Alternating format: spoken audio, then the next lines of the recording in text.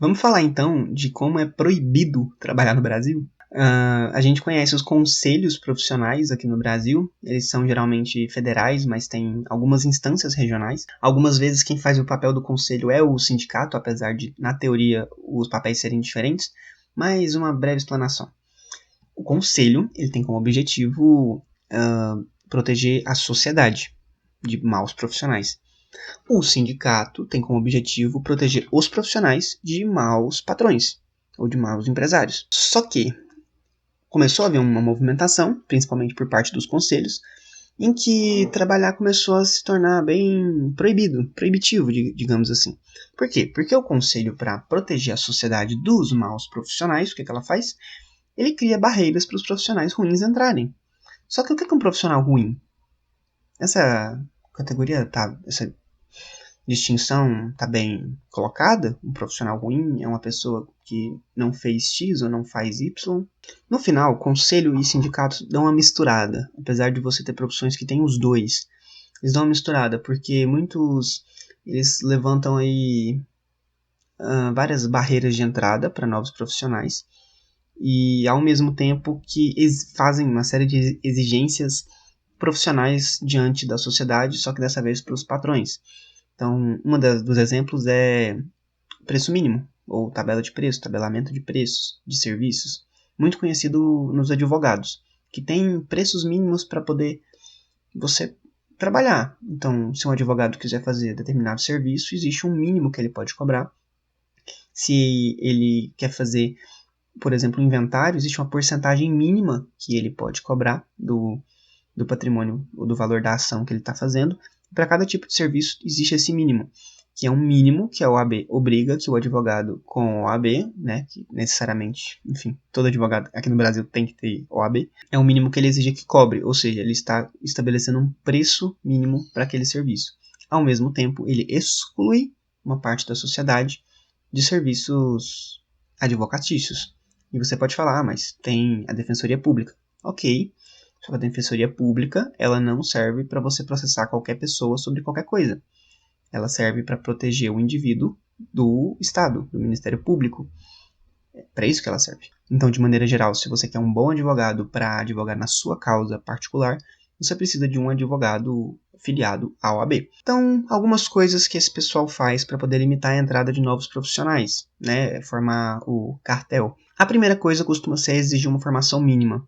Então, eles criam uma série de regras para as instituições fazerem as formações que elas querem ensinar as pessoas, né, a trabalhar, a fazer alguma coisa, mas ela impõe uma série de regras que vão dizer quantas horas uma faculdade tem que ter, né, por exemplo, engenharia, vão dizer quantas horas o curso de engenharia tem que ter, quais matérias são obrigatórias, que tipo de práticas ela deve ter durante o estágio ou durante a formação de maneira em geral, quais são as diretrizes, e enfim, uma série de coisas. E no final, você não pode trabalhar também depois que você formar, você tem que se filiar ao conselho. Em alguns casos, como é o caso dos advogados, eles não só podem se filiar ao conselho, mas eles também devem se filiar através de uma prova. Então, a OAB obriga que você tenha a OAB para poder trabalhar como advogado, mas isso não basta, você não tem só que ir lá e pagar a taxa, você tem que passar numa prova e mostrar que você é capaz de pagar essa taxa. É um jeito de você excluir as pessoas dos serviços advocatícios, né? Também acontece muito com o serviço de educação física, né? Que, bom, não são todos os países em que você necessariamente precisa ter o curso superior de educação física para ser um personal trainer, por exemplo. Mas aqui no Brasil, se você estiver sendo um personal sem o curso de educação física, você pode ser preso por exercício ilegal da profissão. E quem vai movimentar a justiça em cima de você serão os conselhos profissionais de educação física, regionais e federais. Também acontece com nutrição, com medicina, então na área da saúde é muito comum justamente porque é muito justificável, né? Você não tem um conselho regional de design gráfico porque você quer proteger as pessoas de desenhos ruins e projetos mal feitos. Não existe isso. E isso vende, né? A ideia de que você está protegendo a sociedade é bem vendável, né? No final você gosta de pagar um preço maior. Não.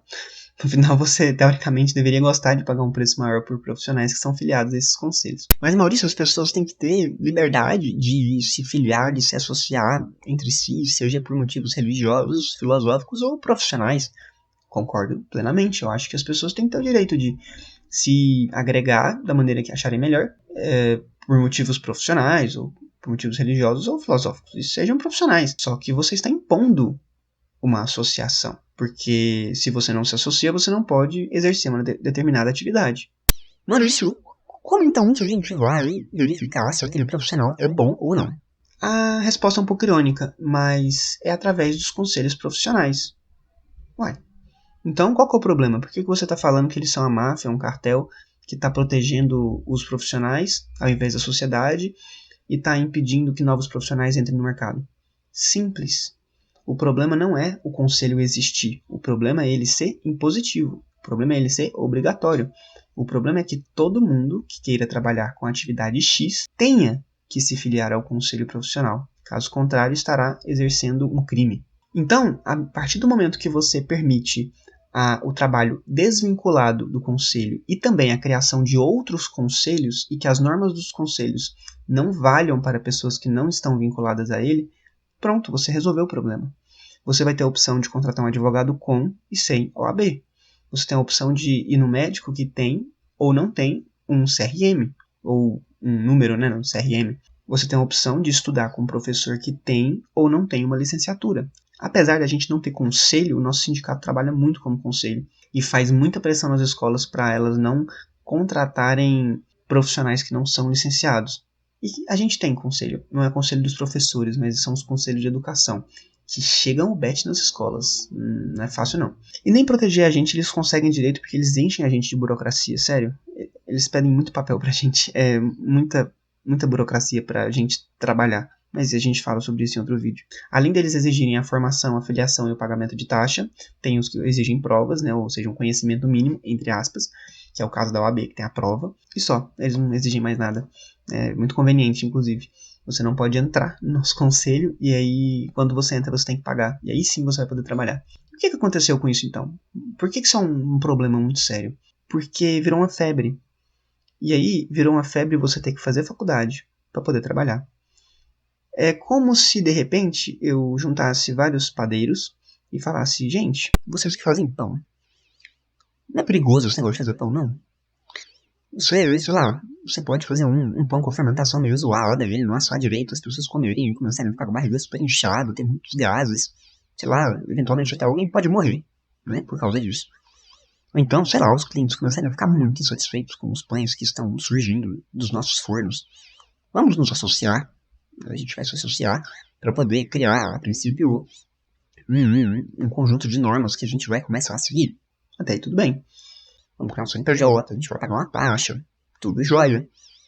Mas aí você começa a visitar a sua Câmara Municipal, a sua Assembleia Legislativa, a sua Câmara dos Deputados Federal, o Senado, começa a trocar uma ideia com os seus líderes do Executivo, como o prefeito, o governador e o presidente. E quando você vê, você tem um CNPJ, que é o Conselho, que tem um valor impositivo, coercitivo sobre as outras pessoas. E aí a regra é a seguinte, você só pode fazer pão para vender se você tiver o Conselho dos Padeiros, se você estiver com um número em dias com o Conselho dos Padeiros. E mais, você vai ter que pagar uma taxa todo mês, você vai ter que fazer uma prova para entrar, você vai ter que fazer um curso de panificação, que ele dura 4 anos, ele vai ter 3.000 horas de carga horária, nele vai ter as matérias fundamentais para você fazer um pão. E se você quiser fazer pão para vender, vai ter que ser assim.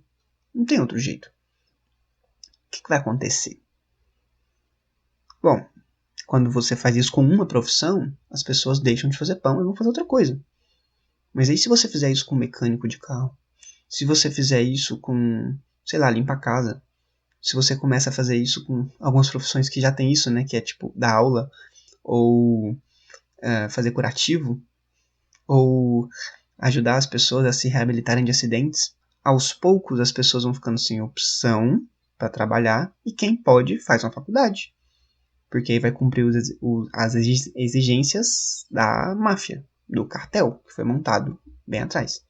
E aí vai virando cultural. O normal é fazer faculdade para trabalhar. Só que faculdade é caro, faculdade demora a fazer, não é todo mundo que consegue fazer. E quem não consegue fazer, bom, vai ter que cair na informalidade, vai ter que trabalhar com outra coisa. E um sintoma muito real disso é a quantidade de pessoas que está ingressando no mercado de habilidades de baixa complexidade. Outro sintoma disso é a enorme quantidade de cursos superiores que a gente tem abertos, cursos superiores que não deveriam ser superiores. Tem um vídeo do Pirula que ele fala que curso superior serviria para transformar pessoas em cientistas, ter um pensamento científico. Nem todo mundo tem que ter um pensamento científico. Muita gente só quer fazer o pãozinho dele e ganhar o dinheiro. Agora, já pensou se para você fazer pão você tem que virar um cientista? Se toda padaria tiver que ter um registro lá do conselho, um padeiro que assina por ela para poder, enfim, se responsabilizar por eventuais diarreias, sabe? É muito, muito zoado. E quando a gente traz isso pro pão, vai ficando ridículo. Só que isso deveria ser ridículo em várias outras áreas, sério. Eu sei que existem muitos tipos de profissão que pode causar certo risco na prática, né? Principalmente na área da saúde. Mas, sério, orientar alguém a comer de determinada maneira na internet é errado. Tipo, não basta o profissional ele mandar uma foto do diploma dele. Né? Se a faculdade que o MEC já regula é boa, para que servem os conselhos? Outra, se os conselhos são bons para poder deixar afiliados entrarem ou não, para que serve o MEC? Para regular as faculdades e controlar o currículo.